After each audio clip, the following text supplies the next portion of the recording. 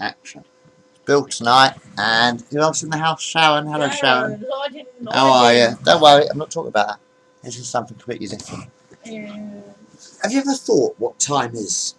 Do you know what time it actually is? Oh. Time is like a spiral. Time itself is like a spiral. It begins at the beginning. It goes round every 100 years. And it ends at the end. Well, it never ends. It just expands. It continually expands. Time is like a forever expanding spiral. It begins with the Big Bang, you know, the dawn of creation and the primordial sludge and the dinosaurs. And every 100 years or so, you know, the spiral gets a little bit bigger. You know, it starts with the primordial sludge. Well, it starts with the Big Bang or whatever, when the whole universe was created. And it sort of goes around in ever getting bigger circles every 100 years or 1,000 years or million years. You start with the primordial sludge, you go on to the dinosaurs, the Neanderthals, and the Homo sapiens. Wankers. And just gets bigger every generation, every 1,000 years or so, you know. Time is like a spiral, you see. You know, every generation creates the next. I mean, you know, you may have two parents, your mother and your father, but they might have 5 kids, for instance. So you've got your mother and your father, and they might have 5 kids, you know. And so sort of like generations expand and the world expands. And every generation, every 100 years or so, the spiral gets a little bit bigger. So time continues from the beginning to the end, sort of thing. It's a bit like space. Actually, have you ever thought of exploring space with Star Trek and all that? Do you ever watch Star Trek? Do you like Star Trek? That final episode was an absolute piece of shit. What you should have done is put it on the Enterprise E 20 years later or 10 years later. You know what I mean? But never mind. Anyway, they ended it pretty quickly, obviously. Yeah. But anyway, when you're exploring space, you know how you have a rocket and it shoots to the moon, yeah? You have a rocket and the rocket shoots to the moon, yeah? It goes in one direction like an arrow, you see. If you look at Apollo, the original Apollo, you don't mind if I do you a little more, do you? And, well, the theory is... but anyway, no, the Apollo shoots in one direction to the moon, you see, but that's only one direction. Now you think Earth is, say, like the centre point of the universe, which actually Earth is the centre point of the universe, believe it or not. Did you know that Earth is an anagram of heart? The heart of the universe is planet Earth. Do you know that the heart of the universe is planet Earth? This is the beginning still. Believe me, this is still the beginning, for the most part. And we are living in a constantly expanding universe. But the point is, if you want to explore the universe, I mean, you know how most of the planets rotate around the sun? You know, you have... We'll be watching this next movie. Hold on, you have the sun, Mercury, Venus, Earth, Mars, Jupiter, Saturn, and Uranus. And apparently Pluto ain't planet, or Pluto, I think. So. But anyway, what I'm saying is, like, you know, the universe rotates.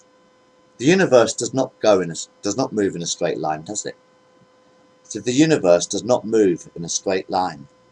You know, you can explore. I mean, if you had a spaceship, for instance, right? If you had a spaceship like the Starship Enterprise, you know, 5-year missions or whatever, to explore strange new worlds and new civilizations, kind of thing.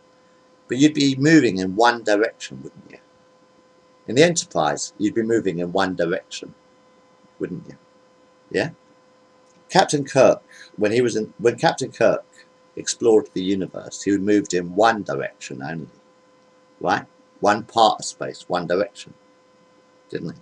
He moved in a straight line, basically, to explore the universe. But if you want to explore the universe outside a galaxy or whatever, you've got to move in a circle here. rather than moving in a straight line, you have to move in a spiral, ever increasing orbits, you see. Because if you want to see all the universe and all the planets, you have to travel in a circle from planet Earth. Use planet Earth like the centre of the spiral. And what you have to actually do to explore the entire universe, you have to travel in a circle. If you travel in one line, you are only seeing one perspective, you see, from, say, Star Trek. And Star Trek, yeah. You know, Captain Kirk's Enterprise, you know, that's looking in one direction. Have you ever thought of doing companion shows for the original Star Trek? I know you've got the technology, I've seen some of the computer things, but not alternate reality, even not with alternate reality, but with different spaceships. You know what I'm saying? You could use different spaceships so that to explore the entire universe, each spaceship goes in a certain direction. One spaceship might go north, one northeast, one west, one southwest, one goes west, one goes south, one goes south. You could have about another dozen ships as well as Captain Kirk's Enterprise. If you want to do a Star Trek set in Captain Kirk's universe, then what you really have to do is you have to have about 1, 2, 3, 4, 5, 6, 7. You have to have about 11 more ships, you see.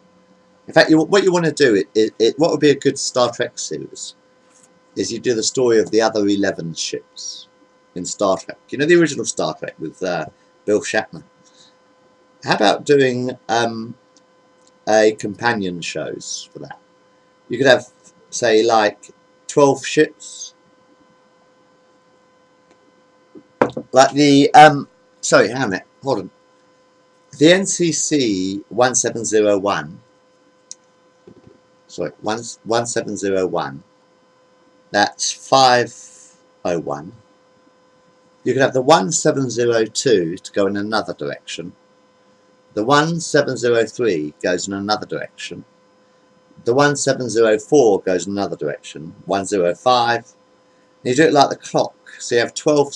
So instead of having just one Star Trek, you could have 12 Star Treks set in Jim Kirk's time. You know, Star Trek.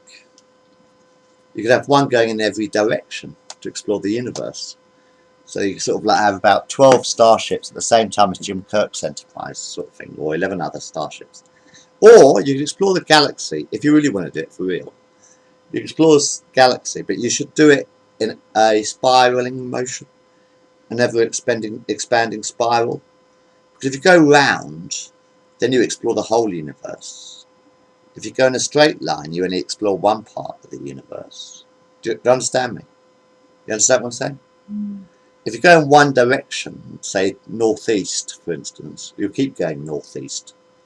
But then you won't know what's to the west, and you won't know what's to the south, and you won't know what's to the east.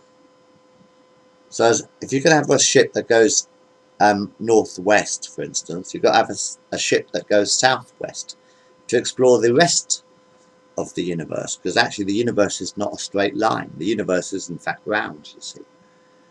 But if you had a ship that went in a spiral, so you could explore all the planets in the area, and then go on to the next bigger spiral, to the next part of the universe, and carry on increasing spirals, that would probably be a better idea than going in one direction.